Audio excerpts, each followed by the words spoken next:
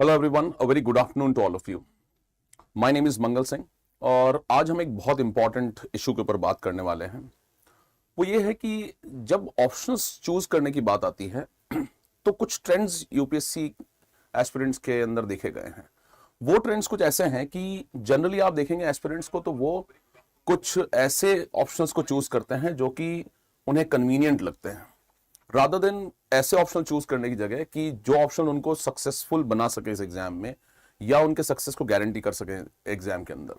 और अगर आपको मैं बात बताऊं कि कौन से ऑप्शनल जो हैं वो टॉपर्स आपसे छुपा रहे हैं या जनरली आपने देखा होगा बहुत लोग उससे सक्सीड करते हैं, आपको ये बात छुप जाती है इस पूरी भीड़ के अंदर कि एंथ्रोपोलॉजी एक ऐसा ऑप्शनल है जिससे सबसे ज्यादा लोग मेंस में अपीयर करते हैं, उसके बाद में इसकी सक्सेस रेट सबसे ज्यादा है और ये एक ऐसा ऑप्शनल सब्जेक्ट है जिसमें 300 से ज्यादा मार्क्स सबसे ज्यादा कैंडिडेट्स लेके आते हैं।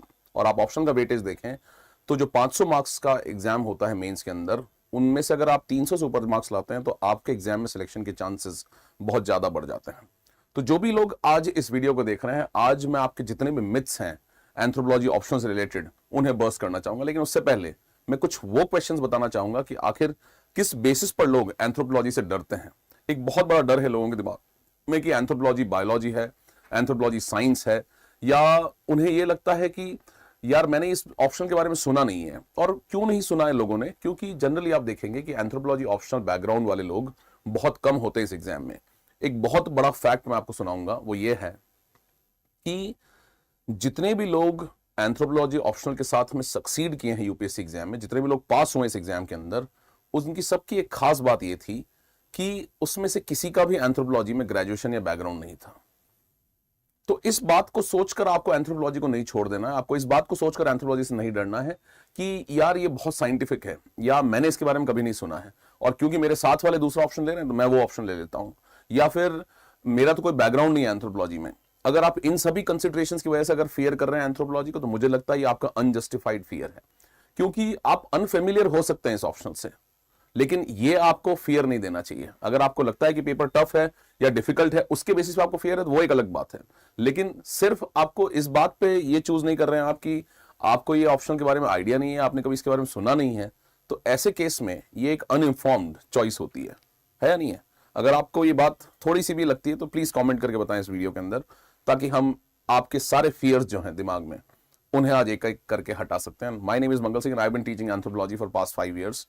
और इन सभी टाइम में मैंने ये देखा है कि जब भी आपके दिमाग में ये बात आती है कि ऑप्शन चूज करना है, और जब आपको पता भी है कि एंथ्रोपोलॉजी इतना अच्छा ऑप्शनल है, इतना अच्छा परफॉर्म कर रहा है, तो किन कारणों की वजह से लोग ऑप्शन को चूज नहीं करते हैं। तो फर्स्ट जो चीज हमारे दिमाग में आनी चाहिए कि why do students fear anthropology. अब कुछ लोगों का ये मानना है कि सर इसके अंदर बायोलॉजिकल एंथ्रोपोलॉजी आती है। ठीक बात है सर, जो बायोलॉजिकल एंथ्रोपोलॉजी है बहुत ही टेक्निकल होगी और ये बहुत ही साइंटिफिक साउंड करता है, क्योंकि नाम ही इतना वियर्ड है। भाई बाकी सब्जेक्ट्स के नाम तो आपने सुने होंगे, एंथ्रोपोलॉजी के नाम तो मुझे लगता है कई लोगों ने यूपीएससी की प्रिपरेशन में आकर ही सुने होंगे। यस और नो? अगर आपको ये लगता है तो प्लीज कमेंट करके बताएं लाइव सेक्शन में। तो देखिए, मैं आपको एक चीज सिंपल कर दूं, एंथ्रोपोलॉजी एक ह्यूमैनिटीज का सब्जेक्ट है, साइंस इसका पार्ट है, और हर एक डिसिप्लिन जो आप पढ़ते हैं वो एक्चुअली क्लेम करता है कि हम साइंस हैं। ठीक उसी तरह से एंथ्रोपोलॉजी अपने आप को साइंस क्लेम करता है। क्यों? क्योंकि आपने वर्ड सुना होगा social sciences. Social sciences word का मतलब ही यह है कि वो सोसाइटी को साइंटिफिक तरीके से पढ़ेंगे। तो ऐसे में एंथ्रोपोलॉजी भी साइंटिफिक तरीके से पढ़ना चाहता है सोसाइटी को और ह्यूमैनिटी को। तो पॉइंट ये है कि अगर आप इस बेसिस पे इसको डिस्कार्ड कर दे रहे हैं कि ये टू साइंटिफिक है या बहुत ज्यादा साइंटिफिक साउंड करता है, जैसे आपने कई सारे ह्यूमन स्पीशीज के नाम सुने होंगे कि होमो इरेक्टस है सर और उसके मॉर्फोलॉजिकल फीचर्स मुझे लिखने पड़ेंगे, तो मैं आपको एक बात बता दूं, anthropology is the study of Mankind. और ऐसे में सिर्फ वही बायोलॉजी हमारे काम आएगी जो हमें ह्यूमन इवोल्यूशन को समझने में हेल्प कर दे, और वो पूरे सिलेबस का सिर्फ 1/3 पार्ट है। आप इस बात को इग्नोर कर देते हैं। क्या इग्नोर कर देते हैं? कि सिलेबस में आपको लगता है कि सिर्फ बायोलॉजिकल एंथ्रोपोलॉजी है। Biology is just one component. और मैं आपको एक और बात बता दूं कि ये जो बायोलॉजी वाला पार्ट है ये 10th लेवल की बायोलॉजी है, और इसके बेसिस पे आपको एक बात समझनी होगी कि अगर आप इतनी सी बायोलॉजी पढ़ सकते हैं कि आप basic knowledge about your bones, basic knowledge about your teeth and basic knowledge about the skull, बस इतनी ही नॉलेज हमें जरूरत है। हमें इससे ज्यादा अंदर जाने की जरूरत नहीं है कि हम किडनी का डायग्राम बना रहे हैं, हम लिवर का डायग्राम बना रहे हैं, हम हार्ट का डायग्राम बना रहे हैं। इस बात से आपको इस एग्जाम में एंथ्रोपोलॉजी को फेयर नहीं करना है। और इसके अंदर भी आपको कल्चरल फीचर्स के बारे में ज्यादा फोकस करना है, आपको सोशल फीचर्स के बारे में ज्यादा फोकस करना है। Biological anthropology is just one part of it. Even biology वाले पार्ट में भी आपको उसका सोशल इंप्लीकेशन पे ज्यादा फोकस करना है। तो पॉइंट ये है कि ये डिसिप्लिन में सबसे जो बड़ी बात है वो ये है कि ना तो कोई टॉपर एंथ्रोपोलॉजी बैकग्राउंड का था यूपीएससी में फाइनली जो सिलेक्ट हुआ है, 300 प्लस मार्क्स उन लोगों के आए हैं जो एंथ्रोपोलॉजी बैकग्राउंड के नहीं थे, और फाइनली जब बात आती है साइंस की तो ये सिर्फ बायोलॉजी नहीं है, एक्चुअली बायोलॉजी का एक कंपोनेंट है, और जितनी बायोलॉजी इसके अंदर आपको पढ़नी होगी वो मैं आपको एक और बात बता दूं कि आप जो साइंस एंड टेक वाला सेक्शन है आपका जीएस के अंदर, जो प्रीलिम्स के अंदर है या जीएस पेपर 3 के अंदर है, उसमें आप इतनी साइंस तो पढ़ेंगे ही पढ़ेंगे। जैसे जेनेटिक्स इसके अंदर आती है, तो जेनेटिक्स जो है बेसिकली वो आप अपने जीएस पेपर 1 का जो साइंस वाला सेक्शन है उसके अंदर भी पढ़ते हैं, या ह्यूमन सेल के बारे में पढ़ते हैं, या आप क्रोमोसोम्स के बारे में पढ़ते हैं। ये सारी बातें हम लोग बेसिक साइंस के अंदर भी पढ़ते हैं, और उतनी ही साइंस की जरूरत हमें यहाँ पे है। हमें बहुत ज्यादा टेक्निकल जाने की जरूरत नहीं है, क्योंकि ये कोई कोर जेनेटिक्स का पेपर नहीं है, जेनेटिक्स की एप्लीकेशन है।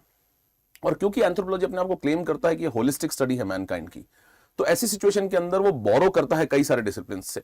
एक ही डिसिप्लिन ऐसा है जो अपने आप को होलिस्टिक क्लेम करता है। होलिस्टिक क्लेम करने की वजह से ये बोरो करता है थोड़ा बहुत पॉलिटिकल साइंस से, थोड़ा बहुत ज्योग्राफी से, थोड़ा बहुत सोशियोलॉजी से, थोड़ा बहुत हिस्ट्री से, और थोड़ा बहुत आपका बायोलॉजी से। यानी कि ये एक ऐसा डिसिप्लिन है जिसको अगर आपने समझ लिया तो आप जितने भी सब्जेक्ट्स जीएस में पढ़ते हैं उनके अंदर भी इसका डायरेक्ट और इनडायरेक्ट एप्लीकेशन है, और उस पॉइंट ऑफ व्यू से ये आपको बहुत हेल्प कर सकता है। और इन सारे मैटर्स पे आज हम डिस्कशन करेंगे इस वीडियो के अंदर। तो please comment in the chat box कि what do you feel about anthropology, what exactly are your concerns while choosing anthropology as an optional, किस बात से आप डर जाते हैं एंथ्रोपोलॉजी चूज करने से, जबकि ये एक बहुत ही सक्सेसफुल ऑप्शन सब्जेक्ट है। अगर आप यूपीएससी की एनुअल रिपोर्ट देखेंगे तो हर साल एंथ्रोपोलॉजी चूज करने वालों का नंबर बढ़ रहा है। जितने लोग मेंस में अपियर होते हैं, इस बार तकरीबन 2000 से 2200 लोग मेंस के अंदर अपियर हुए थे एंथ्रोपोलॉजी के साथ में, और सिलेक्शंस की बात करें तो लगभग 8% सिलेक्शन रेट है एंथ्रोपोलॉजी की, और यही एक ऑप्शनल है जिसमें सबसे ज्यादा 300 से ज्यादा मार्क्स आए हैं। तो ऐसे सब्जेक्ट को चूज क्यों नहीं करना चाहिए, लॉजिकल ऑप्शन, लॉजिकल चॉइस हमें नजर आती है। और दूसरा, ये एक ऐसा सिलेबस है, ऐसा ऑप्शनल सब्जेक्ट है जो कि स्टैटिक भी है, इसके अंदर करंट अफेयर्स नहीं है, इसके अंदर डायनेमिक्स नहीं है, दूसरा इसके अंदर बहुत ज्यादा थियोरेटिकल एस्पेक्ट्स नहीं है, और फाइनली ये एक स्टैटिक सब्जेक्ट भी है। तो ऐसे में इस सब्जेक्ट को प्रिपेयर कर पाना बहुत ही ईजी भी है, क्योंकि ये आप उस प्री कंसीव्ड माइंडसेट के साथ इसके अंदर नहीं पढ़ना पड़ेगा। जब डायनेमिक हो जाता है पेपर तो वो उसकी डिफिकल्टी लेवल और ज्यादा मुश्किल हो जाती है। जब एनालिटिकल हो जाता है जिसके अंदर टर्म्स अजीब अजीब से आती है तो वो और डिफिकल्ट ऑप्शन हो जाता है। लेकिन ऐसे में anthropology can actually be helpful to you. और एक और जो प्रॉब्लम होता है स्टूडेंट्स के साथ में वो ये है कि बाकी सब्जेक्ट्स की एनसीईआरटीज आती हैं, लेकिन जनरली लोगों को एंथ्रोपोलॉजी के एनसीईआरटीज के बारे में नहीं पता होता है, राइट। तो एंथ्रोपोलॉजी की जो एनसीईआरटीज है वो एनसीईआरटीज नहीं आती है, इसके लिए कुछ और बुक्स हमारे पास में, उनको भी देखेंगे। तो आज इस वीडियो में हम लोग इन सारे जो डर हैं हमारे, जो हमारे फियर्स हैं, और जिसकी वजह से आप एंथ्रोपोलॉजी चूज नहीं कर रहे हैं, और जब आप देख रहे हैं कि लगातार टॉपर्स आ रहे हैं एंथ्रोपोलॉजी, लगातार 300 मार्क्स आ रहे हैं, तो आपकी एक नेचुरल चॉइस होनी चाहिए कि यार व्हाई नॉट चूज एंथ्रोपोलॉजी, क्योंकि ये एक ऐसा ऑप्शनल है जिसने इंजीनियरिंग सब्जेक्ट के लोगों को भी पास करवाया है, बायो बैकग्राउंड वालों को भी पास कराया है, नॉन बायो वालों को भी उतना ही पास करवाया है एग्जाम के अंदर। और यही इसकी सबसे बड़ी ब्यूटीफुल बात है यूपीएससी के अंदर। और जब यूपीएससी हमें चॉइस देता है तो हम उस चॉइस को इतना इन्फॉर्म तरीके से एक्सरसाइज करें कि हम right kind of option choose करें। तो देखिए, जो सबसे पहला फियर है कि इट साउंड्स टू साइंटिफिक, और मैं आपको ऑलरेडी बता चुका हूं कि ये सिर्फ साइंटिफिक साउंड करता है, लेकिन ये टेंड करता है साइंटिफिक की तरफ। इसके अंदर आपको सोशल और कल्चरल एस्पेक्ट्स को भी उतने ही इंपॉर्टेंस देनी है जब आप किसी भी बारे में बात करेंगे, किसी भी टॉपिक के बारे में। जैसे ह्यूमन इवोल्यूशन के बारे में बात करेंगे तो आपको ह्यूमन इवोल्यूशन के साथ साथ क्या कल्चर का इवोल्यूशन हो रहा था, नहीं हो रहा था, या कल्चर के अंदर क्या चेंज आ रहा था, उसके बारे में बात करेंगे। तो ये बात साइंटिफिक है डेफिनेटली, लेकिन ये वैसा साइंटिफिक नहीं है। और जब ये साइंटिफिक हो जाता है तो एक और बात मैं आपको बता दूं, उसका फायदा ही होता है, उसका नुकसान नहीं होता। उसका फायदा क्या होता है कि it becomes N objective subject. जब वो ऑब्जेक्टिव हो जाता है तो ऐसे में मार्क्स लाना काफी आसान हो जाता है। दूसरा देखिए कि एक जो कॉमन मिथ होता है या जो डर होता है स्टूडेंट्स के दिमाग में कि मेरे आसपास कोई नहीं ले रहा है, तो अगर ये आपका क्राइटेरिया है तो मुझे लगता है सबसे अनइन्फॉर्म्ड क्राइटेरिया है ऑप्शन चूज करने का। क्योंकि ये एग्जाम, जो यूपीएससी का एग्जाम ही एक आपकी इंडिविजुअलिटी का भी टेस्ट है, ये भेड़ चाल का एग्जाम नहीं है। It is not an exam of herd mentality. If you are following the herd mentality that everybody is choosing this subject and why should I not choose this subject, तो वो एक प्रॉब्लमेटिक चीज हो जाती है, और ऐसे सिचुएशन के अंदर आपके सिलेक्शन के चांसेस काफी डिक्लाइन हो जाएंगे। तो प्लीज बी इन्फॉर्म्ड, उसके बेसिस पे आप कीजिए। दूसरा, आपको लगता है कि यार सबसे पॉपुलर है ये क्योंकि सब जगह इसकी कोचिंग मिल रही है, तो एंथ्रोपोलॉजी कोचिंग में आपको इजीली अवेलेबल है, लेकिन एक माइंडसेट बन गया है दिमाग में कि एंथ्रोपोलॉजी कोचिंग अवेलेबल क्यों नहीं है, या हमें लगता है कि यार ये ज्यादा कन्वीनियंट लग रहा है, एक नैरेटिव से बन जाता है, उस नैरेटिव से हमें बाहर आने की जरूरत है, तभी आप एक right kind of option choose कर सकें। और दूसरा, जब आप सिलेबस देखते हैं तो आपको लगता है थोड़ा एलियन सिलेबस है, लेकिन इन सभी फियर से भी हमें उठना पड़ेगा। जैसे फॉर एग्जाम्पल आपने सिलेबस देखा, आपने देखा नियोलिथिक पीरियड या आपने पेलियोलिथिक पीरियड देखा, तो ये आपके हिस्ट्री में भी तो काम आता है। तो एक और इंपॉर्टेंट बात यह है कि इसका जीएस के साथ में भी बहुत ओवरलैप है, ये भी एक इंपॉर्टेंट कंपोनेंट है, और इस बारे में जनरली लोगों को पता नहीं होता है कि जीएस के साथ इसका क्या ओवरलैप है, and we are going to discuss that thing. और फाइनली, कुछ लोग लगता है कि मैं रिलेट नहीं कर सकता, तो दूसरी बात आप समझिए कि आप जब यूपीएससी प्रिपरेशन करने आ रहे हैं तो एक इंपॉर्टेंट बात क्या है कि ऐसे कई सब्जेक्ट्स आप पहली बार पढ़ेंगे जिन्हें आपने कभी नहीं पढ़ा है। जैसे फॉर एग्जाम्पल, अगर आप मान लीजिए कि इंजीनियरिंग बैकग्राउंड के हैं तो हो सकता है आपने हिस्ट्री ना पढ़ी हो, या आप हिस्ट्री बैकग्राउंड के हो सकता है आपने साइंस टेक ना पढ़ी हो, तो वो सब्जेक्ट्स तो आपको पढ़ने ही पड़ेंगे। यानी कि UPSC is an exam which requires learning. आपको लर्निंग करनी पड़ेगी, आपको ओपन माइंड के साथ आना पड़ेगा, और अगर आप सीखने के लिए रेडी हैं तो मुझे लगता है कि this is the option which will help you out. तो एक नेक्स्ट चीज हम देखते हैं, वो इंपॉर्टेंट बात है कि क्यों एंथ्रोपोलॉजी एक सक्सेसफुल ऑप्शनल है, and why has it helped so many candidates do wonders in this examination, और क्यों एक ये पॉपुलर चॉइस बनता जा रहा है स्टूडेंट्स की। पहला जो सबसे इंपॉर्टेंट कंपोनेंट है कि सिलेबस जो है वो बहुत ही मैनेजेबल है। कई सब्जेक्ट्स के सिलेबस इतने बड़े हैं कि वो 8-8, 10-10 महीने के बाद भी खत्म नहीं होते हैं, उसके बाद भी आपको लगता है कि यार कुछ पार्ट इसमें मिसिंग है आज भी। ऐसा एंथ्रोपोलॉजी के साथ में नहीं है। एंथ्रोपोलॉजी का सिलेबस आप देखेंगे क्लियरली डिफाइंड है, दूसरा स्मॉल है, और अगर आप पेपर 2 का सिलेबस देखेंगे तो जो ऑप्शनल का पेपर 2 है एंथ्रोपोलॉजी का, वो किसी भी और ऑप्शनल सब्जेक्ट से बहुत ही छोटा है।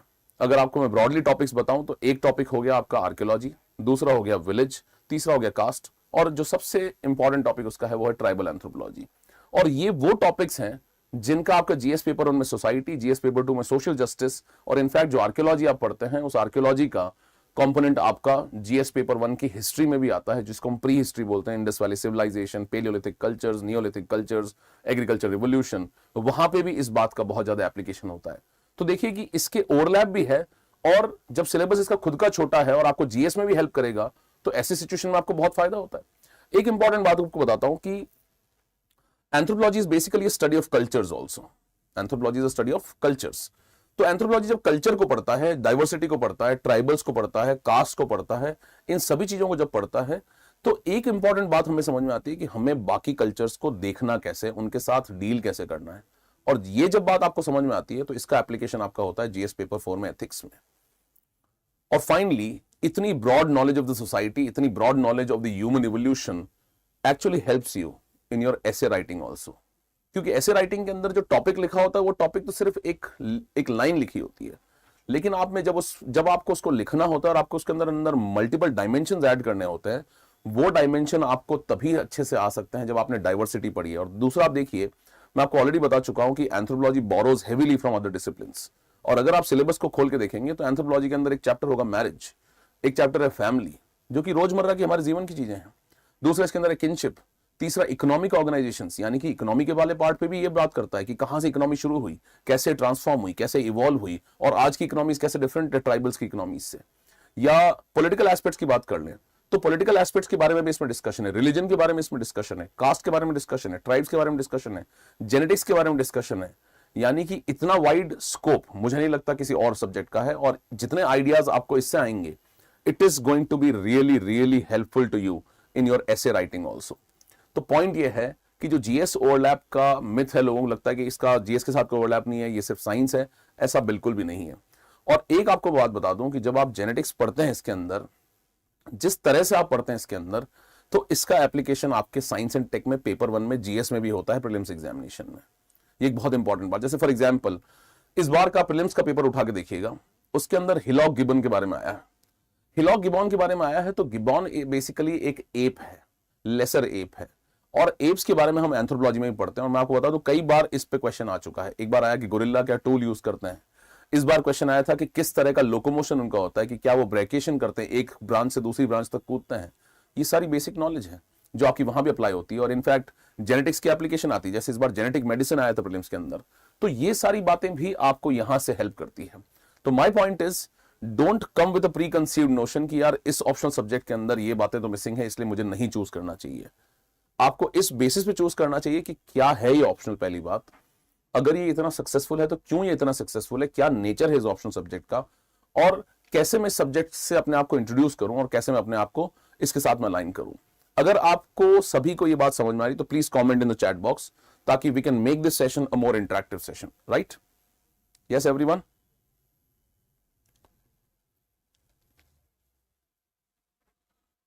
देखिए सस्मिता, आप कोई भी ऑप्शन चूज कर सकते हैं, इसमें कोई पॉइंट नहीं है। अगर आपका स्टैटिक्स में बैकग्राउंड है और आपको लगता है कि आपके लिए ठीक है तो definitely why not, you go and choose that thing. ठीक है गाइस, तो प्लीज कमेंट करते रहिए ताकि हम इसे और कंसिस्टेंट बना लें। दूसरा एक बहुत इंपॉर्टेंट कंपोनेंट आप सुनिए कि सबसे बड़ी बात यह है कि बहुत ही स्कोरिंग सब्जेक्ट भी है। इसमें कई बार लोगों के 300 से ज्यादा मार्क्स आए हैं। जब 300 से ज्यादा मार्क्स आए हैं तो क्यों ना हम इस ऑप्शन को चूज करें, और कुछ तो बात होगी इस ऑप्शन में कि 300 से ज्यादा मार्क्स आए। इसके कई कारण हैं। पहला, इसका ऑब्जेक्टिव नेचर। दूसरा, रिपीटेड थीम्स, लगातार एक ही थीम पे क्वेश्चन आते रहते हैं। रिपीटेड जो पीवाईक्यूज की थीम्स हैं उन पे क्वेश्चन आते हैं। सेम क्वेश्चन कभी नहीं आता यूपीएससी में, इस बात को आप देख लीजिएगा, लेकिन थीम्स बहुत इंपॉर्टेंट होती है जिनके ऊपर लगातार सिमिलर काइंड ऑफ क्वेश्चंस आपको दिखते रहते हैं और वो आते रहते हैं क्वेश्चन। नेक्स्ट चीज देखिए कि इसके अंदर डायग्राम्स आपको बनाने पड़ते हैं। एक्चुअली सोशल कल्चर में भी आपको डायग्राम्स बनाने की स्कोप है, और जो फिजिकल वाला पार्ट है उसमें भी डायग्राम्स बनाने का स्कोप है। और जहां डायग्राम बनाने का स्कोप है उससे डरना नहीं है। एक्चुअली डायग्राम्स की प्रैक्टिस हो सकती है, डायग्राम स्टैंडर्ड है, और जहां डायग्राम्स हैं वहां आपको वैसे ही मार्क्स मिलने का स्कोप बहुत ज्यादा होता है, क्योंकि आपका एक्सप्रेशन और इंप्रूव हो जाता है। जब आप अपने मेंटर से बात करते होंगे, हमेशा आपने सुना होगा कि फ्लो चार्ट्स बनाइए, डायग्राम्स बनाइए। जब यहाँ डायग्राम्स ऑलरेडी हैं तो हमें उसे बनाने की जरूरत नहीं, अपने आप इनोवेट करके, वो ऑलरेडी हमारे पास में अवेलेबल हैं और उसके बेसिस पे हमें प्रोसीड करना होगा, राइट? और फाइनली, क्योंकि लोगों को पता ही नहीं इस ऑप्शन के बारे में, तो ऐसे में कंपटीशन भी काफी लिमिटेड हो जाता है। इस बात से ये होना चाहिए। और किसको लेना चाहिए? ऑफ कोर्स किसी भी बैकग्राउंड का आदमी ले सकता है, if you want small syllabus. दूसरा, if you want GS overlap, और अगर आप थियोरी से स्ट्रगल कर रहे हैं कि आपको नहीं समझ में आ रहे हैं बहुत सारे थिंकर्स जो हैं, तो ऐसे में एंथ्रोपोलॉजी आपका बहुत ज्यादा हेल्प कर सकती है। इन्हीं बेसिस पे आप अपने जितने भी डर हैं इनको आप चेंज कीजिए। तो real question is not can you do anthropology, it's can you afford not to choose anthropology. कि अगर आप नहीं चूज करेंगे तो आपका कितना नुकसान होगा, इस बेसिस पे आप सोचिए कि क्या आपको एंथ्रोपोलॉजी चूज करना है या नहीं करना है। तो हम आज डिस्कस करेंगे कि आखिर ये सब्जेक्ट है क्या। पहले मैंने बता दिया कि क्यों लोग चूज नहीं करते हैं, लेकिन एक जो इंपॉर्टेंट कंपोनेंट सामने आता है वो ये है कि अगर हमें एंथ्रोपोलॉजी चूज करना है तो हम थोड़ा फेमिलियर हो जाते हैं कि आखिर ये सब्जेक्ट है क्या। हम जान तो लें आखिर इस सब्जेक्ट के बारे में कि ये क्या बताना चाहता है, क्या इसके बेसिक्स हैं, क्या इसके फंडामेंटल्स हैं, जिसके बेसिस पे हमें चूज करना चाहिए। तो एक इंट्रोडक्शन बहुत इंपॉर्टेंट है। एक और मैं आपको सजेशन देता हूं कि if you want to know about anthropology yourself, go and download the Kerala state SCERT books. Kerala state जो है वो एससीईआरटी की बुक्स पब्लिश करता है 11th और 12th क्लास की एंथ्रोपोलॉजी की। जैसे बाकी सब्जेक्ट्स की एंथ्रोपोलॉजी, बाकी सब्जेक्ट्स की एनसीईआरटी आती है, एंथ्रोपोलॉजी की एनसीईआरटी अवेलेबल नहीं है मार्केट में। तो ये एनसीईआरटी का गैप कौन फिल करता है? ये गैप फिल होता है एक्चुअली आपकी केरला स्टेट की 11th और 12th क्लास की बुक्स से। तो आप वहां से जाकर इसे बहुत अच्छे से समझ सकते हैं। तो आइए अब इस डिस्कशन को आगे ले जाते हैं कि आखिर एंथ्रोपोलॉजी है क्या।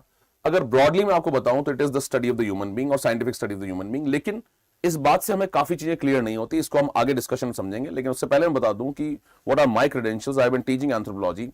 These are some of the toppers whom I have mentored personally. For example, this is Savi Bankunde, this is Nidhi Singh, this is Diksha Patkar, this year's rank 88.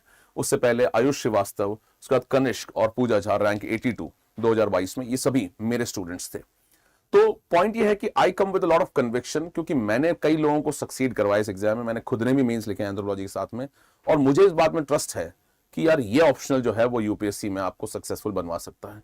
और अगर आपके जो डर हैं जिसकी वजह से आप चूज नहीं कर रहे हैं, तो प्लीज आप डरिए मत। आप एक ऑब्जेक्टिव एनालिसिस के बेसिस पे इस ऑप्शन को चूज कीजिए। I have already started my batch. कल ही बैच शुरू हुआ, लेकिन क्लासेस रिज्यूम होंगे 1 जून से क्लासेस स्टार्ट होंगी इस बैच की, मंडे से। यानी कि अगर आपको ज्वाइन करना है तो use my code MSc live. दूसरा, जो लोग इस बार मेंस में अपीयर हो रहे हैं, जैसे मैंने पिछले जितने मेंटर टॉपर्स हैं मेरे, इनको मेंटर किया था, इनको मैंने बताया था कि क्या करना है, ठीक उसी तरह से if you want a proper guidance for the mains examination, I am starting my crash course, जो कि 7 जून से शुरू हो रहा है। पहला टेस्ट 7 जून को है, उससे पहले क्लासेस होंगी, और एक टारगेटेड अप्रोच हम यूज करेंगे क्रैश कोर्स में। वो भी आप ज्वाइन कर सकते हैं MSc लाइव कोड यूज करके, which will be providing you with lot of discounts also. और दूसरा, अगर इसके बाद भी आपके मन में कोई कंसर्न्स हैं, इसके बाद भी आपके मन में कोई क्वेश्चंस हैं, तो आप मेरे टेलीग्राम चैनल पे जा सकते हैं एंथ्रोलॉजिकली, और मेरे इंस्टाग्राम हैंडल पे जा सकते हैं एंथ्रोलॉजिकल। इसके बेसिस पे हम कनेक्ट कर सकते हैं। आप अपने क्वेश्चंस मुझसे डायरेक्टली पूछ सकते हैं और मैं उन्हें सेटिस्फाई करने की कोशिश करूंगा। तो आइए अब आगे बढ़ते हैं और डिस्कशन को आगे ले जाते हैं और हम देखते हैं कि आखिर एंथ्रोपोलॉजी है क्या। देखिए, सबसे पहले तो ये टर्म जो है, जो हमें बहुत परेशान करती है कि आखिर एंथ्रोपोलॉजी क्या है, तो इस टर्म को ही समझ लेते हैं। इस टर्म को अगर आप देखेंगे एंथ्रोपोलॉजी को, तो ये दो शब्दों से बनी हुई है। पहला वर्ड है एंथ्रोपोस और दूसरा है लोगोस। जो एंथ्रोपोस वर्ड है, इसका लिटरल मीनिंग है मैन, और आज के कॉन्टेक्स्ट में हम यूज करते हैं इसे ह्यूमन बीइंग। और लोगोस का मतलब है किसी चीज को पढ़ना, और किस तरह से पढ़ना, साइंटिफिकली पढ़ना। जैसे आपने देखा होगा बायोलॉजी यानी कि लिविंग बीइंग्स की स्टडी, और लिविंग बीइंग्स की कैसी study, scientific study. Psychology human psyche की साइंटिफिक स्टडी, राइट और रॉन्ग। यानी कि जब भी किसी वर्ड के पीछे सफिक्स लग जाता है लॉजी या logos, it simply means what, to study the prefix properly. और एंथ्रोपोलॉजी जो वर्ड है, जिसे हमने इतनी बार सुना है, तो एंथ्रोपोस वर्ड का मतलब ही मैन है या ह्यूमन बीइंग है, और लोगोस का मतलब है यानी कि लॉजी का मतलब है टू स्टडी, और टू स्टडी समथिंग साइंटिफिकली। लेकिन जब ये क्लेम करता है एंथ्रोपोलॉजी कि मैं ह्यूमन बीइंग्स को साइंटिफिकली पढ़ता हूं या मैं ह्यूमन बीइंग्स को पढ़ता हूं, तो आखिर ऐसा कौन सा डिसिप्लिन नहीं है इस दुनिया में जो ह्यूमन बीइंग्स को नहीं पढ़ रहा है या ह्यूमन बीइंग्स की बनाई हुई चीजों को नहीं पढ़ रहा है, राइट? आप कोई भी डिसिप्लिन उठा के देख लीजिए कि political science, philosophy, sociology, history, ये सभी लोग ह्यूमंस की बातों को तो पढ़ रहे हैं। तो फिर आखिर एंथ्रोपोलॉजी के बारे में ऐसी क्या खास बात है? एक बहुत इंपॉर्टेंट बात एंथ्रोपोलॉजी के बारे में है जो आपको समझनी होगी, वो ये है कि एंथ्रोपोलॉजी एक्चुअली एक बहुत ही फंडामेंटल क्वेश्चन को एड्रेस करना चाहता है, और वो फंडामेंटल क्वेश्चन है कि हाउ डिड वी बिकम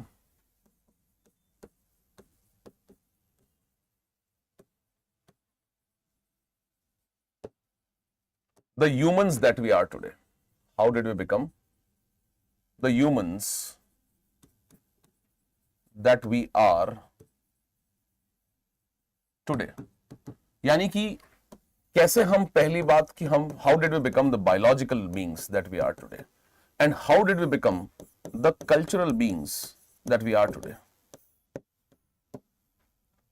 यानी कि हम इंसान आखिर बने तो बने कैसे, और जो हमारे पास कल्चर है, तो अगर ये कल्चर है कैसे हमारे पास में, बाकी के पास में नहीं। एक सिंपल एग्जांपल आपको देता हूं। ह्यूमन बीइंग्स को आप अगर ब्रॉडली देखेंगे तो हम भी एनिमल्स हैं, राइट और रॉन्ग? जो लोग सुन रहे हैं please comment here in the chat box. Human beings भी एक तरह के एनिमल्स हैं, लेकिन ह्यूमन बीइंग्स एनिमल्स होने के बावजूद ह्यूमन बीइंग्स बाकी एनिमल्स से बहुत डिफरेंट हैं। क्या आप इस बात से एग्री करते हैं? ह्यूमन बीइंग्स एनिमल्स हैं, हम भी बाकी किसी एनिमल की तरह ही हैं। हम भी खाना खाते हैं, हमें भी भूख लगती है, हम भी सेक्सुअली रिप्रोड्यूस करते हैं, लेकिन हमारे अंदर एक डिफरेंस है, हम में कुछ अलग बात है as compared to other animals. और हमेशा से इंसान ने इस बात को लेकर वंडर किया है कि आखिर हम डिफरेंट क्यों हैं।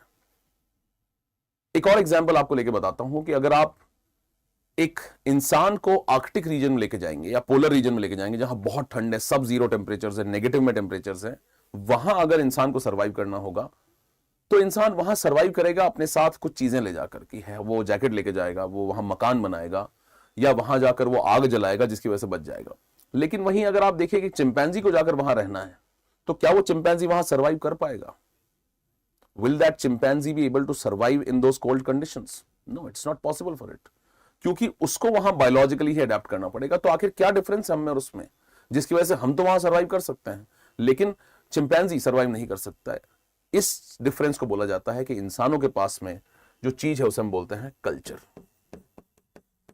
यानी कि वो सारी चीजें जो इंसान ने खुद ने बनाई है, all those things which are creation of the Mankind,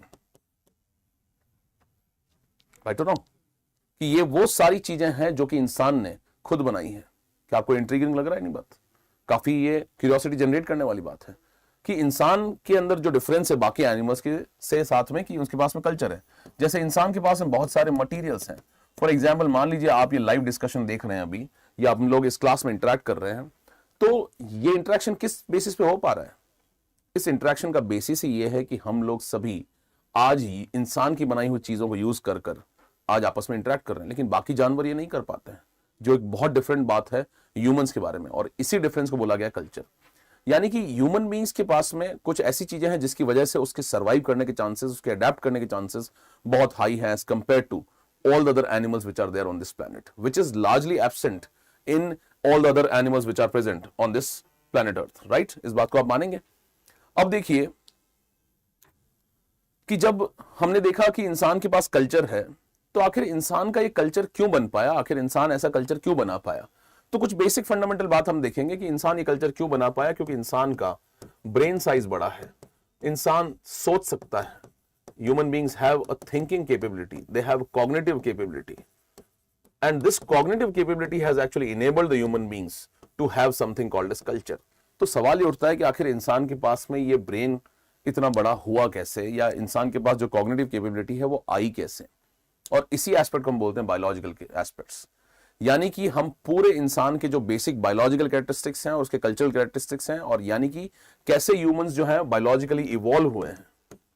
how have the human beings evolved both biologically and culturally, और कैसे ह्यूमन बायोलॉजी जो है इंसान के कल्चर को, और कैसे इंसान का कल्चर ह्यूमन बायोलॉजी को इन्फ्लुएंस करता है, इसी को हम फंडामेंटली एंथ्रोपोलॉजी कहते हैं। तो अगर हम वापस से इस डिस्कशन पे आए कि it is the study of the Mankind, यानी कि ये ह्यूमंस के सारे एस्पेक्ट्स को पढ़ लेता है। और इंसान के कल्चर को आप देखें, मैरिज इंसान का कल्चर है। क्यों? क्योंकि इंसान ही मैरिज के थ्रू सेक्सुअली रिप्रोड्यूस करता है, बाकी जानवरों के अंदर शादी नहीं होती है। या फैमिली इंसान के अंदर होती है, या इंसान के पास पॉलिटिकल ऑर्गेनाइजेशंस हैं, बाकी जानवरों में नहीं होती है। इंसान के पास में रिलीजन है, बाकी जानवरों के पास नहीं होती है। तो पॉइंट ये है कि ह्यूमन बीइंग्स की study is anthropology, and it actually studies almost every aspect of the mankind, and no other discipline on this planet does this thing. तो पॉइंट क्या है कि what makes it unique is first, ये इंसान को हर dimension से पढ़ता है। वो इंसान को बायोलॉजिकली पढ़ना चाहता है, वो इंसान को सोशली पढ़ना चाहता है, वो इंसान को इकोनॉमिकली पढ़ना चाहता है, वो इंसान को पॉलिटिकली पढ़ना चाहता है, वो इंसान को रिलीजन वाइज पढ़ना चाहता है, और सारे एस्पेक्ट्स ह्यूमन बीइंग्स के पढ़ना चाहता है। इसीलिए एंथ्रोपोलॉजी एक यूनिक ऑप्शन बन जाता है। दूसरा, ये सभी टाइम पीरियड्स को कवर करता है। ये सिर्फ आज के इंसानों को या आज के कल्चर को नहीं पढ़ना चाहता, ये एक्चुअल में पास्ट के कल्चर को भी जाके पढ़ना चाहता है। राइट और wrong? It actually wants to go and study the past human cultures also, right, not just the present ones. यानी कि आज ही में नहीं फंसा हुआ ये सब्जेक्ट एक्चुअली लॉन्ग टर्म में जाकर काफी ज्यादा ये सब्जेक्ट जो है पास्ट के और प्रेजेंट के सभी तरह के ह्यूमन बीइंग्स को पढ़ना चाहता है। तो it is not stuck in the present time, ये पीछे भी जाके पढ़ना चाहिए। जैसे फॉर एग्जाम्पल, क्या इंसान की जैसी स्पीशीज पहले भी थी इस प्लेनेट पे, या ऐसे लोग पहले भी थे इस दुनिया में, इन सभी बातों को एड्रेस करना चाहता है। दूसरा, it studies all the cultures equally, सभी को बराबर तरीके से पढ़ता है कि ट्राइबल कल्चर्स है वो भी इंपॉर्टेंट है, अगर मॉडर्न सोसाइटीज हैं वो भी इंपॉर्टेंट है, इन सभी को भी ये पढ़ने की कोशिश करता है, जो इसकी बहुत ही पेक्यूलर बात है। और फाइनली, ये बायोलॉजी, हिस्ट्री, लैंग्वेज और कल्चर, जो मैं आपको ऑलरेडी बता चुका हूं, इन सभी को कंपेयर करता है। यानी कि ये एक ऐसा डिसिप्लिन है जो इंसान के हर एक डायमेंशन को टच करता है। And I think there is no other discipline on this planet which touches all these dimensions of the mankind. If you agree with this thing, please post a comment in the live section. Right or wrong? तो I hope you would agree with this thing, क्योंकि बाकी discipline सिर्फ एक component को पढ़ रहे हैं, लेकिन एंथ्रोपोलॉजी एक्चुअली इंसान से रिलेटेड सारी बातों को पढ़ रहा है। तो एक इंसान जो एंथ्रोपोलॉजी पढ़ता है, उससे ह्यूमन बीइंग्स के सारे डायमेंशंस के बारे में आइडिया लगता है। और जो लोग कहते हैं कि हमारे सब्जेक्ट का ओवरलैप है जीएस के साथ में, आपने एक्चुअली हर एक डायमेंशन को टच कर लिया यहाँ पे। Economic dimension, political dimension, religious dimension, social dimension, biological dimension, तो बाकी बचा ही क्या dimension? Past of the human beings, सभी चीजें लगभग यहां पर आ गई। तो ऐसी सिचुएशन के अंदर एंथ्रोपोलॉजी एक बहुत ही इंपॉर्टेंट डिसिप्लिन बन जाता है। फिर देखिए कि क्या 4 ब्रांचेस है एंथ्रोपोलॉजी। अगर आप सिलेबस खोलकर देखेंगे तो आपको 4 फील्ड्स नजर आएंगे इसके अंदर। पहला फील्ड है आपका बायोलॉजिकल एंथ्रोपोलॉजी, दूसरा है आर्कियोलॉजिकल एंथ्रोपोलॉजी, तीसरा है लिंग्विस्टिक, और चौथा है कल्चर। मैं आपको ऑलरेडी बता चुका हूं कि एंथ्रोपोलॉजी में बायोलॉजिकल एंथ्रोपोलॉजी है एक पार्ट, वो उसका एक स्मॉलर कंपोनेंट है, और दूसरा है उसका कल्चर, कि it wants to address fundamental questions about the human beings, कि how did the humans become the humans that they are today. तो इस बेसिस पे वो आपको समझाता है कि आखिर ह्यूमंस बने कैसे। तो सबसे पहला कंपोनेंट जो एंथ्रोपोलॉजी के अंदर आता है वो है कि बायोलॉजिकल एंथ्रोपोलॉजी क्या है। और मैं आपको ऑलरेडी बता चुका हूं कि बायोलॉजिकल एंथ्रोपोलॉजी किस बात से डील करती है। उसका सबसे फंडामेंटल बात है वो ह्यूमन इवोल्यूशन से डील करती है, कि इंसान जो बायोलॉजिकल बीइंग आज है, वो बायोलॉजिकल बीइंग बना कैसे। क्या ह्यूमन से पहले भी कोई स्पीशीज थी, हमारे एंसेस्टर्स कौन है, इस बात को पढ़ता है बायोलॉजिकल एंथ्रोपोलॉजी। एक आपको बहुत ही इंटरेस्टिंग फैक्ट बताता हूं कि अगर आप चिंपैंजीज को जानते हैं, अगर आपने एप्स के बारे में सुना है, तो चिंपैंजी हमसे 99% जेनेटिक्स शेयर करता है। यानी कि आपने एक कॉमन मिथ सुना होगा कि ह्यूमंस जो है वो, इंसान जो है बंदर से बढ़कर आगे बना है, या बंदर से इवॉल्व होकर इंसान बना है। लेकिन अगर आपको आज की बात बता दूं तो जो एप्स हैं वो एप्स से हम इवॉल्व नहीं हुए, एप्स एक्चुअली हमारे कजन्स हैं। क्यों? क्योंकि हमारे और एप्स के कुछ कॉमन एंसेस्टर्स थे, जिनसे एक पॉपुलेशन बन गई एप्स और एक पॉपुलेशन बन गई आज के ह्यूमंस जो आपके सामने। और ऐसे में इस बात को प्रूव करने के लिए हम लोग कंपेयर भी करते हैं आज के इंसान को जितने भी एप्स हैं उनके साथ में। और एप्स, इंसान और बंदर, मंकीज, एप्स एंड ह्यूमंस, ये तीनों जो हैं एक पर्टिकुलर ग्रुप का पार्ट है जिसे हम बोलते हैं प्राइमेट, और उसकी स्टडी को हम बोलते हैं प्राइमेटोलॉजी। और उससे हमें एक्चुअली इंसान के बारे में कई इंपॉर्टेंट इंसाइट्स पता लगती हैं कि इंसान कैसे रिप्रोड्यूस करता है, वो अपने बच्चों का कैसे ध्यान रखता है, या कैसे वो उनकी अपब्रिंगिंग करता है, और इंसान का बच्चा क्यों इमेच्योर पैदा होता है। ये सारे बेसिक फंडामेंटल क्वेश्चंस हैं जो एंथ्रोपोलॉजी एड्रेस करने की कोशिश करता है। फिर आप देखिए, आपके इवोल्यूशन को समझने के लिए आपको एक और कंपोनेंट समझना जरूरी होता है, वो होता है जेनेटिक्स, कि आखिर जेनेटिक्स कैसे चेंज होते हैं, जेनेटिक्स कैसे इनहेरिट करते हैं किसी ट्रेट को। तो इसके ऊपर हमारा एक कंपोनेंट होता है फिजिकल एंथ्रोपोलॉजी में या बायोलॉजिकल एंथ्रोपोलॉजी में। लेकिन आपको यह समझना होगा कि हम सिर्फ जेनेटिक्स नहीं पढ़ रहे, हम जेनेटिक्स को बोरो कर रहे हैं to understand what biological evolution. ये एक बहुत इंपॉर्टेंट कंपोनेंट है कि हम जेनेटिक्स पढ़ किस लिए रहे हैं, कि हम लोग बायोलॉजिकल इवोल्यूशन को समझने की कोशिश कर रहे हैं जेनेटिक्स के थ्रू। तो इस पॉइंट ऑफ व्यू से ये बहुत इंपॉर्टेंट हो जाता है। फिर आप देखिए कि फॉसिल स्टडीज, फॉसिल स्टडीज का क्या मतलब है कि अगर इवोल्यूशन हुआ है तो कोई एविडेंस भी होना चाहिए, कोई पास्ट एविडेंस होना चाहिए इवोल्यूशन का। और वो एविडेंस हमें कैसे मिलता है? फॉसिल्स के साथ में। जैसे आपने डायनासोर्स के बारे में सुना होगा, तो क्या आपने कभी डायनासोर को देखा है रियल में? मूवी में देखा होगा आपने। और वो मूवी में जो क्रिएशन है वो कैसे बना? पॉइंट ये है कि हम सभी लोगों ने जो डायनासोर्स की कहानी बनाई है, वो कहानी बनी है कुछ एविडेंस की बेसिस, वो है फॉसिल्स।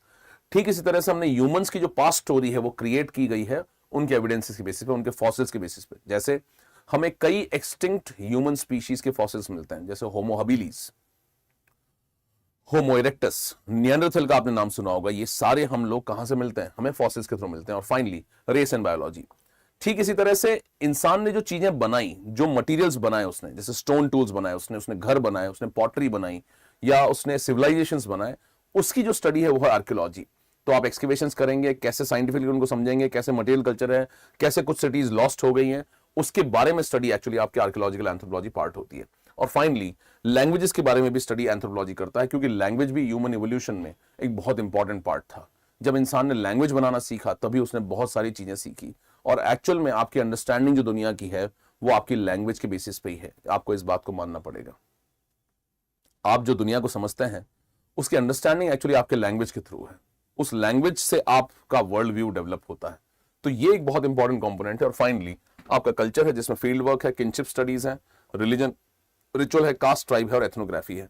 यानी कि इन सभी ब्रांचेस को आप डिफरेंटली नहीं देखते हैं, एक्चुअली आप इन्हीं सभी चीजों को एक इंटीग्रेटेड तरीके से एंथ्रोपोलॉजी में पढ़ते हैं। और ये इसलिए इस एंथ्रोपोलॉजी को बहुत ही ऑब्जेक्टिव और यूनिक बनाता है। जैसे ह्यूमन इवोल्यूशन की बात करें तो ये कुछ स्पीशीज हैं जो ह्यूमंस के पास की स्पीशीज हैं। आज जो हम हैं, हम वो ये हैं, होमोसेपियंस। होमोसेपियंस इवॉल्व हुआ है इस तरह से। एक ब्रांच थी होमो इरेक्टस, एक था निएंडरथैलेंसिस, एक था हबिलिस, उससे पहले तो ऑस्ट्रोपिथेसींस। इन सब से हम इवॉल्व होकर आज होमोसेपियंस बने, और ये है उसकी ब्रॉड टाइमलाइन। तो पहली बार ह्यूमंस दुनिया में कब अपीयर हुए, इसका एविडेंस है हमारे पास 2.4 मिलियन ईयर्स अगो। 2.4 मिलियन साल पहले इंसान की जैसी स्पीशीज पहली बार दुनिया में दिखने लगी, और उससे इवॉल्व होते होते हम लोग आज यहां पहुंचे। आपने कई बार देखा होगा कि निएंडरथल जो है वो यूरोप में था, हमारे निएंडरथल से क्या रिलेशन है। इसके ऊपर प्री में भी एक बार क्वेश्चन आया कि डेनिसोवन जो है वो निएंडरथल से रिलेटेड है, और डेनिसोवन का क्या रोल है हमारे अंडरस्टैंडिंग में। ये सब बातें हमने यहां पढ़ी है। फिर आप देखिए कि जब एंथ्रोपोलॉजी कल्चर्स को पढ़ने की कोशिश करता है, तो सिंपल आपको बता दूं कि एंथ्रोपोलॉजी एक्चुअली ट्राइबल कल्चर्स पे बहुत फोकस करता है। जब एंथ्रोपोलॉजी ट्राइबल कल्चर पे फोकस करता है तो उनको पढ़ने का उसने एक तरीका इवॉल्व किया है। वो एक रिसर्च करता है, उसकी रिसर्च की मेथोडोलॉजी है जिसके बेसिस पे वो ट्राइबल्स को पढ़ता है। अब ट्राइबल्स के बारे में आप यहां बैठे बैठे कुछ भी बोल सकते हैं कि ट्राइबल्स जो है वो जंगल में रहते हैं, या ट्राइबल्स जो है वो बैकवर्ड होते हैं, ये मॉडर्न नहीं हुए हैं या इवॉल्व नहीं हुए हैं। लेकिन ये सब आप बाहर से देखकर समझ रहे हैं। एक्चुअल में आपको अगर ट्राइबल कल्चर को समझना है, या एक्चुअल में आपको किसी भी कल्चर को समझना है, जैसे मान लीजिए आप इंडिया में रहते हैं और आप रेस को समझना चाहते हैं, रेसिज्म को समझना चाहते हैं, तो रेसिज्म को समझना कोई आसान काम नहीं है। आप रेसिज्म को तभी समझ पाएंगे जब आप वहां जाकर एक्सपीरियंस करेंगे, जहां कर लोगों से पूछेंगे कि आखिर रेसिज्म होता क्या है, क्या एक्सपीरियंस होता है आपका रेस का। ठीक उसी तरह से एंथ्रोपोलॉजी ट्राइबल्स के साथ जाकर और हर एक सोसाइटी में जाकर, जैसे कास्ट पढ़ने के लिए भी, ट्राइब पढ़ने के लिए, इंडिया के गांवों को पढ़ने के लिए, सभी चीज को पढ़ने के लिए एंथ्रोपोलॉजी एक बहुत इंपॉर्टेंट टूल डिप्लॉय करता है जिसे बोलते हैं फील्ड वर्क। वो जाकर इनके साथ में रहता है, उनके साथ में समझता है, उनकी कहानी को लिखता है, उनके बिलीफ सिस्टम को समझता है और उसके बेसिस पे वो अपनी एक एथनोग्राफी लिखता है। यानी कि जो सबसे पहले बात है कि वो सिलेक्ट करेगा फील्ड साइट, उसके बाद में वहां पर रेपो करेगा, फिर वो उनके साथ पार्टिसिपेट करेगा, उनके फंक्शंस में, उनकी लाइफस्टाइल के अंदर साथ पार्टिसिपेट करेगा, उनके रिचुअल्स में पार्टिसिपेट करेगा, उनके साथ ऑब्जर्व करेगा कि ये कैसे रहते हैं, और इन सभी बेसिस पे फाइनली वो एक एथनोग्राफी बनाएगा, वो लिखेगा। जैसे आप सोचेंगे कि टोडास के बारे में लिखा है या गोंड्स के बारे में लिखा है या जितने भी ट्राइब्स हैं उन सभी के बारे में एथनोग्राफीज लिखी गई हैं, तो इसका एक बहुत इंपॉर्टेंट बेसिस है। फिर आप देखिए कल्चर के बारे में बात करें तो कल्चर मैं आपको ऑलरेडी बता चुका हूं कि ये कल्चर सिर्फ इंसानों में बहुत इंपॉर्टेंट है, बाकी जानवरों में कल्चर की प्रेजेंस है नहीं। तो ह्यूमंस में जब कल्चर बहुत इंपॉर्टेंट है तो ऐसे में हम समझते हैं कि आखिर कल्चर है क्या। आप देखेंगे कि इंसान के पास में लैंग्वेज है, बाकी जानवरों के पास में कम है, हमारे पास वैल्यूज है, बाकी जानवरों में नहीं है, या हमारे पास रिलीजन है, बाकी जानवरों में नहीं है। तो ये जो चीजें हैं ये कोई बायोलॉजिकली एक्वायर्ड नहीं है, या पॉलिटिकल इंस्टीट्यूशंस हैं या इकोनॉमिक इंस्टीट्यूशंस हैं। तो जितनी भी सारी चीजें हैं एक्चुअली इंसान ने इस दुनिया में आने के बाद में सीखी हैं, ये हमारे पास इनहेरेंटली बायोलॉजिकली जेनेटिक नहीं है। जैसे मैं आपको सिंपल क्वेश्चन पूछता हूं कि आप में से कितने लोग वेजिटेरियन हैं और कितने लोग नॉन वेजिटेरियन हैं, और क्या वेजिटेरियन खाना अच्छा है या नॉन वेजिटेरियन खाना अच्छा है? अगर आप अपने आप से पूछेंगे, मान लीजिए आप वेजिटेरियन हैं, आप नॉन वेजिटेरियन फूड खाते हैं, तो आप अगर अपने आप को ब्रॉडली एक क्वेश्चन पूछेंगे कि आखिर मैं नॉन वेजिटेरियन क्यों हूं, तो आपको यह बात समझ में आएगी कि आप जिस कल्चर में पैदा हुए वहां नॉन वेजिटेरियन कल्चर एक एक्सेप्टेड नॉर्म है, और हो सकता है इसकी वजह से आप नॉन वेजिटेरियन फूड खाते हो। या वेजिटेरियन क्यों है? क्योंकि आप जिस समाज में पैदा हुए हैं वो समाज वेजिटेरियन है। इसके बेसिस पे कई बार हमें ये बात समझ में आती है। तो कल्चर जो है वो आपके अंदर कोई जेनेटिकली कोडेड नहीं है या आपकी बायोलॉजी के अंदर नहीं है, आपके लर्न बिहेवियर का पार्ट है कल्चर। आपने इस दुनिया में आकर ये चीजें सीखी है। तो इस बात को समझना बहुत जरूरी है, ये एक बहुत ही इंपॉर्टेंट कंपोनेंट है। ये एक्चुअली इंसान को चीजें समझने में बहुत हेल्प करता है। जैसे फॉर एग्जांपल मैं आपको बताऊं कि मान लीजिए कि आप एक कल्चर में पैदा हुए, मान लीजिए आप नॉर्थ इंडिया में पैदा हुए हैं या आप साउथ इंडिया में पैदा हुए हैं, तो जब भी नॉर्थ इंडिया वाला साउथ इंडिया वाले को देखता है तो उसे जज करता है, और इंसान की टेंडेंसी है लोगों को जज करने की। या साउथ इंडिया वाला इंसान नॉर्थ इंडिया वाले को देखेगा वो उसको जज करेगा, या नॉर्थ वाला इंसान जो है नॉर्थ ईस्ट वाले इंडियन को देखेगा उसको जज करेगा। तो ये नॉर्मल ह्यूमन टेंडेंसी है लोगों को जज करने की। लेकिन क्या ये जस्टिफाइड है? क्योंकि आप उन लोगों की कल्चरल प्रैक्टिसेस को अपने कल्चर का चश्मा लगाकर देख रहे हैं, आप अपने कल्चर के लेंस से उनके कल्चरल प्रैक्टिस को देख रहे हैं। और इस सिचुएशन को हम बोलते हैं एथनोसेंट्रिज्म, यानी कि बिलीविंग कि मेरा कल्चर सबसे सुपीरियर है और बाकी सबका कल्चर इंफीरियर है। इस बेसिस पे आप जजमेंट दे देते हैं कि उनका कल्चर खराब है। ठीक इसी कल्चर की वजह से, इसी बेसिस की वजह से कई बार आप कई ग्रुप्स के लोगों से ढंग से इंटरेक्ट नहीं कर पाते हैं।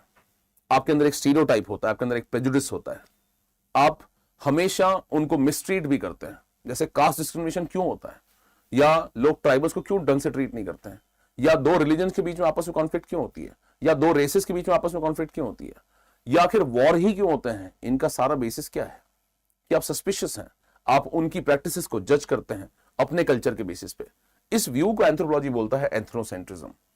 जबकि एंथ्रोपोलॉजी ने अपना एक तरीका निकाला है जिससे कि आप एक्चुअल में ऑब्जेक्टिवली बाकी के कल्चर्स को सीख सकते हैं, उसे हम बोलते हैं कल्चर रिलेटिविज्म। यानी कि वो हर एक कल्चर को दे वांट टू जज each culture by its own standards, not yours, foundation of good anthropological thinking. यानी कि अगर आप किसी और कल्चर को अपने कल्चर के बेसिस पे जज करने लग जाएंगे तो ऐसी सिचुएशन में क्या होगा कि आप उसको मिस इंटरप्रेट कर लेंगे, आप उसको मिस रिप्रेजेंट कर लेंगे।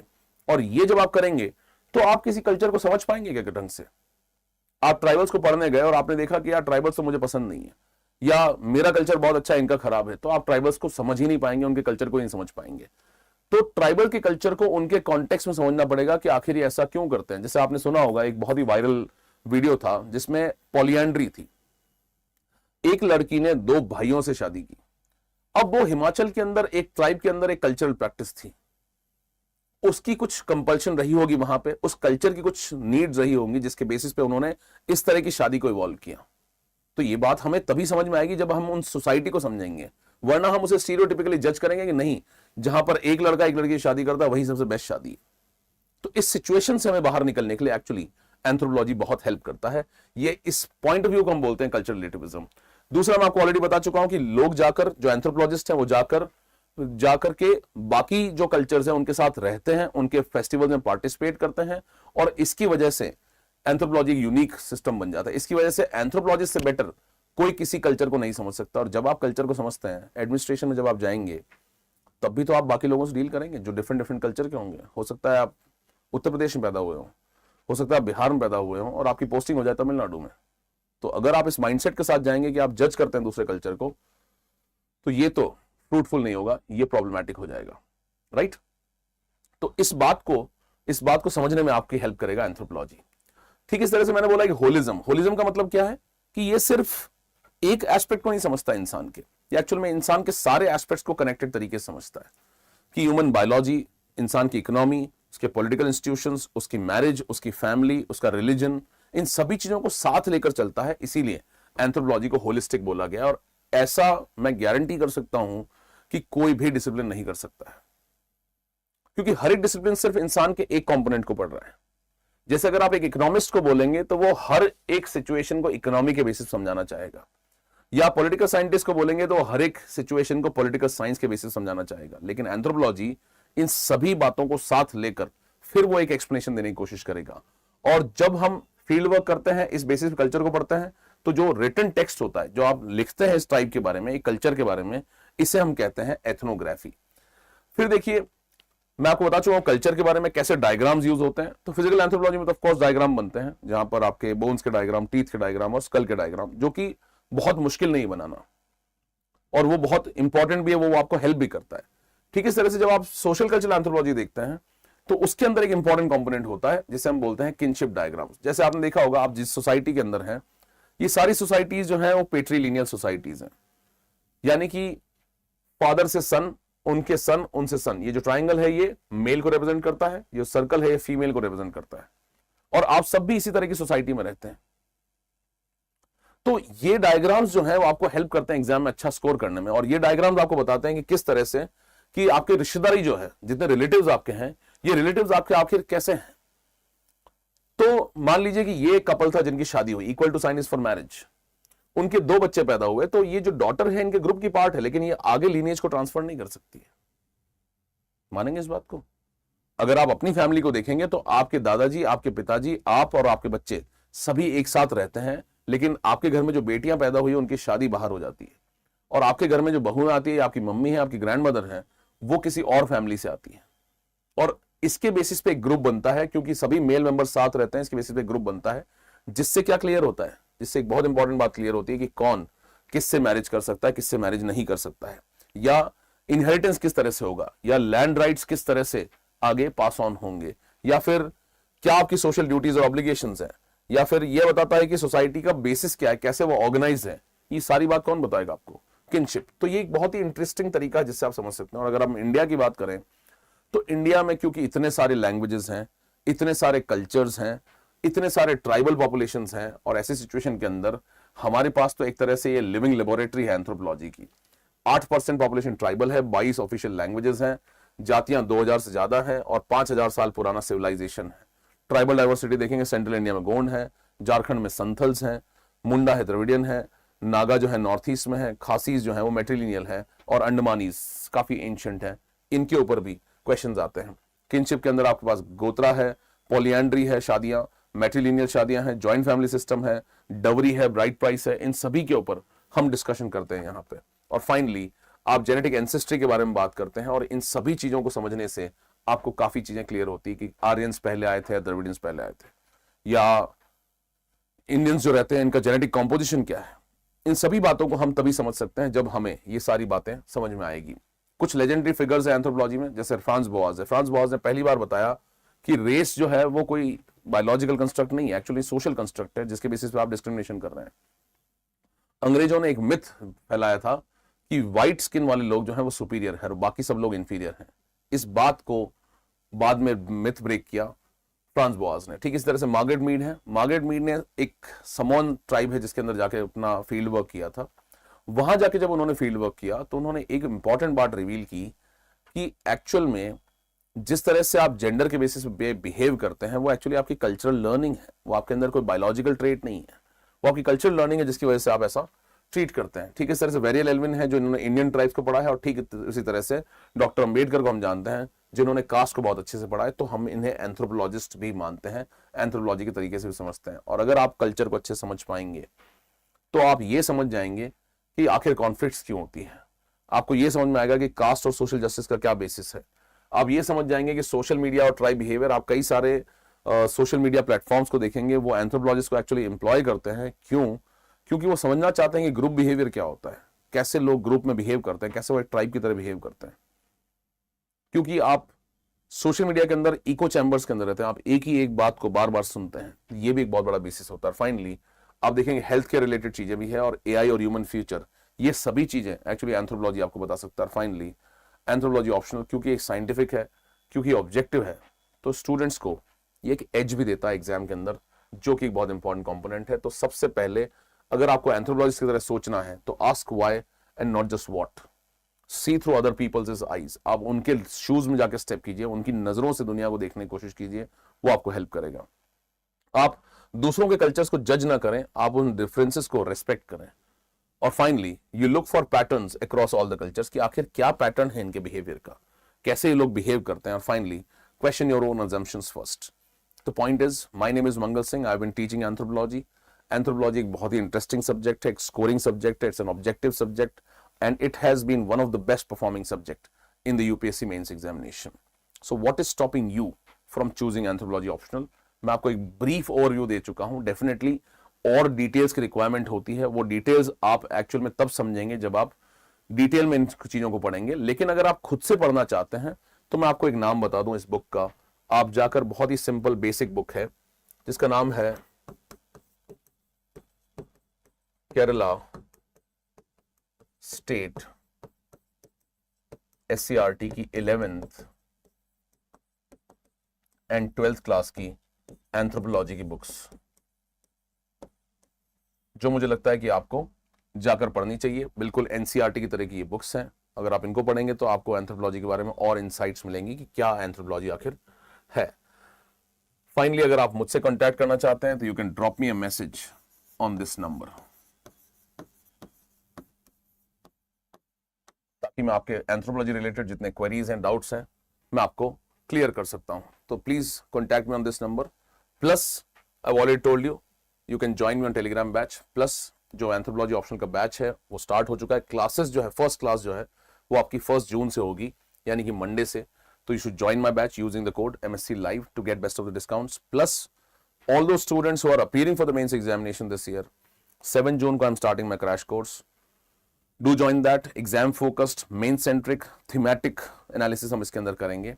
And finally आप मुझसे कनेक्ट कर सकते हैं through the Telegram channel Anthrologically and through the Instagram handle Anthropological. Plus I've already shared my phone number.